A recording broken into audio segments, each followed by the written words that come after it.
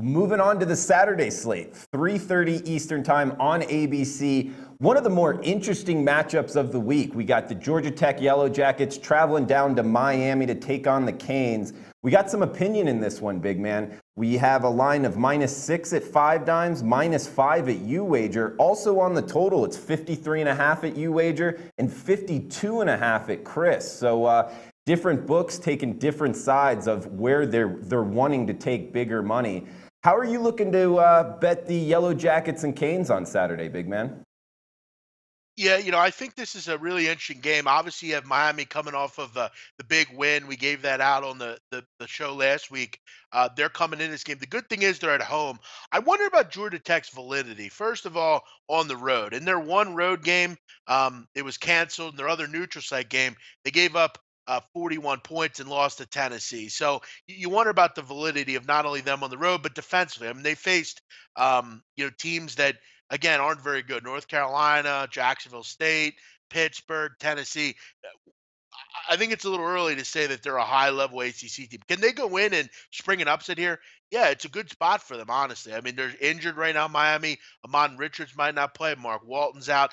But Drew, I'm actually going to look at the total in this game. I like the over. You look at the kind of way these teams are programmed. Georgia Tech's a high-level rush offense. They're a team that's really going to have the ball for a long period of time, and they score touchdowns. They're a team that can really dominate you on the ground. And Miami's a good rush defense, not a great one. I think they're going to have some trouble. They've had trouble with the option. They're not losing games, though. That's the interesting thing. They've really controlled this option, and they're bending. They're not breaking. They're going to give up 20 points. Their goal is just really kind of put 30 on the board and beat Georgia Tech, which they've been able to do the last couple of years. 35-21, 38-21. They're bending, Drew. They're not breaking on defense. I look at Miami on offense. I think they're going to be able to move the ball against this Yellow Jacket defense.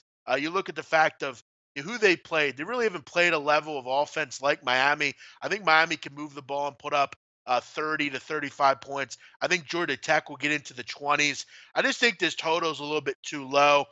Even look at the last couple of years. I mean, you have a 56-point total. You have a 59-point total. I think that's right where we see this game, 35-24, 35-21, something like that. I think it gets up and over to 52.5. Okay, so your pick is the over, big man. But how are you feeling about a side? Because I'm interested in your opinion. I know you know the option teams very well, and this Yeah. has turned into kind of a hell of a rivalry there in the ACC. Do you think that Georgia Tech can go in and come out with a W? I think on paper it looks like a good spot for them to go and do it. But this is all about coaching, Drew. Letdowns are all about the coach and who you have leading your team. I think Mark Richt's a good coach. I think he'll have his team prepared. It's not like they have to go on the road and play this game, which is a little bit more tougher of a job to do. But Georgia Tech to me is a little bit of a fraud. I don't know how valid their wins are. I'm not sure how valid they are offensively. And defensively, I don't know what we have there either. Would I be surprised if they went in and covered? No, I think it's a good spot, but this Miami team's pretty legitimate. They're good on defense, and uh, I'm kind of jumbled on the side, if you can tell. I want to take Miami because I really like this team. I think they'll win, but I think it might be a closer game than people think. I think Miami will win, but I don't have much on the side. It's a tough spot either way. Okay, yeah, it will be a fun one to watch, that's for sure. Moving on to the night games here. We got one on ABC primetime, 8 p.m. Eastern. The Utah Utes traveling to LA to take on the USC Trojans. Looks like total-wise, a little opinion. Bet DSI hanging a 52, Bet Online a 53. -13, the Trojans are laying at home pretty much across the board. How are you looking to bet this Pac-12 matchup, big man? Yeah, I'm going to look at another total here. I'm going to go under 53 in this game. Utah Drew's an interesting team. Very good defensive team. 22nd in the country in scoring defense. Against the run, they're really good. 20th in the country, giving up just 3.6 yards a carry. The big question for me, Drew, I think they can stop Sam Darnold. They're going to stay in this football game. That's just what Utah does. Here's the problem for Utah. They are a totally different offense with Troy Williams in there over Tyler Huntley. Huntley was not only a dual threat quarterback, but he was fantastic. He could throw the football, had a good completion percentage. He just leads this offense better than Troy Williams does. All of their offensive categories have dropped significantly with Williams in the football game. Darren Carrington's numbers have went down considerably since Troy Williams has been in.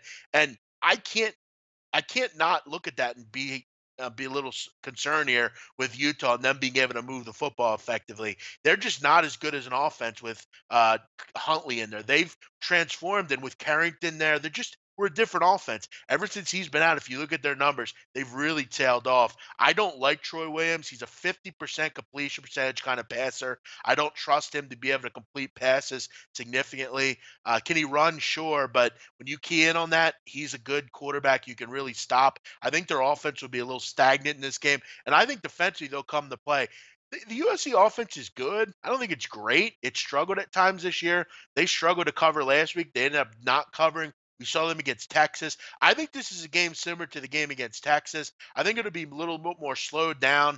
I think Utah will try to win in the trenches, win on the ground, stopping the running backs USC. And Deontay Burnett may not play, so that's another weapon that might be out here. I just look at the overall game here. I just don't think it's a high up-tempo offense, 38-31 type of game. I just don't see that. I think Utah will struggle to move the ball with Williams. It'll be interesting, Drew. Another thing is, will they at some point go to Cooper Bateman, Utah? He traveled and transferred to Utah. It'll be interesting to see if he gets any looks. He's a little bit more of a pocket passer. I'm just not confident that Utah can put many points on the board. I'm going to look under the total. Pac-12, you've seen a lot of unders this year. I think that continues. Yeah, I like that one, big man. Good call. All right, we got a nightcap here, 10:30 Eastern time on CBS Sports Network, 217, 218 on the rotation numbers. We got the Boise State traveling to San Diego State. It looks like the Aztecs are laying -7 pretty much across the board right now on SBR odds. BOL is hanging a 46 for the total. You wager a 47. You looking to bet this from a side or totals perspective, big man? I'm looking at it from a side perspective, and I think people will be surprised. I'm going to take Boise State in this game. I think they're a pretty live dog in this one, and I know many will say to me, "Big man, you talk about Boise all the time. You don't say they're any good. They can't beat San Diego State." You'd be right. San Diego State's covered 4 in a row. They've covered 14 of 19 in this conference, but I saw something from Boise State last week. I saw Brett Rippon kind of get back into the feel of a game. He threw a touchdown pass. He's healthy again. Madison, their running back, Alexander Madison, had a huge game. I think the run game is going to be key for Boise. They were kind of one-dimensional. They were kind of stagnant on offense without the run game. He's really starting Madison to look like that Jeremy McNichols type of player. I look at San Diego State and I ask myself, have they blown down anyone this year? I mean, you look at every team they've played, with the exception of UNLV, they've all been close. And I'm also pointing out, I wonder about the validity of their pass defense. They have not played very many high-level pass offenses. I could see Brett Rippon coming in here, not Brett Rippon. Brett Rippon and Kozer coming in here and really kind of putting them on their heels a little bit. You look at the schedule. Stanford's not an elite passing offense. Arizona State's really started to run the ball a lot more. UC Davis, Air Force. The one team that can throw the football, Northern Illinois, stayed in that football game. I think San Diego State, they're a very good team. I just think this is one of those high-level Mountain West matchups. I like what I've seen lately from Boise State. We have to remember they were right in that game with Washington State. They blew a big lead, but they were right in that game. Defensively, they're 19th, Drew, in the country against the run, only giving up 3.1 yards a carry. Look for them to bottle up Penny a little bit. They're not going to do it totally, but the unfortunate part about the Aztecs are they're a little bit too dependent on Rashad Penny. If he's held up, they're going to be held up, I feel, as a group. They could go in here and batter Boise State, and that could look really stupid, but they haven't really done that this year. I don't really count UC Davis. Other than that, their games have been close. I look for this one to come down to the wire. I think it's a 28-23 type of game, 27-24. I think this game's going to be one, really just week to week. This is a Mountain West kind of game. Boise will be up for this game. All right, big man. Well, great breakdowns, man. It looks like we're starting off Friday night, the Washington State Cougars -15. We also got the over in Georgia Tech Miami, which you can get at Chris right now at 52.5. We got Utah, USC. You're taking the under. The best number there is at Bet Online. And in the nightcap, you're going with Boise State Broncos +7, which you can pretty much get across the board at SBR odds right now. So anything else before we close this up, big man? Yeah, I will say this. I don't buy half points very often. That's just not my style. Um, I think buying the half a point in the Boise State game could prove really, something that could really help you at the end of the game. I could see that 35-28, 28-21. I'm usually in this business to win. I don't want to push. You can get it. I'm probably thinking around minus 120 juice. I would really recommend buying the half point in that game to 7.5. I don't do it often. I very much rarely ever do it. In this game, I think it could prove important. All right, so how are we grading this one? Are you doing this 7.5 with extra No, we juice? can we can do 7. That's fine. I Okay. I'm a man that sticks by my word. I'm just telling the betters, if you can get 120 or lower somehow on buying that half point, you maybe get special juice or something. I don't know, because you can get -7 at plus 100. I would recommend doing that, but I'll take the 7. I think it's within 4 points, Drew. Okay. For record keeping purposes, we're on Boise +7. So good stuff, big Yep. man. Check him out on Twitter at Jeff Nadu. Big man on campus. Thanks for joining. We'll talk next week for another BMOC Bet Buffet.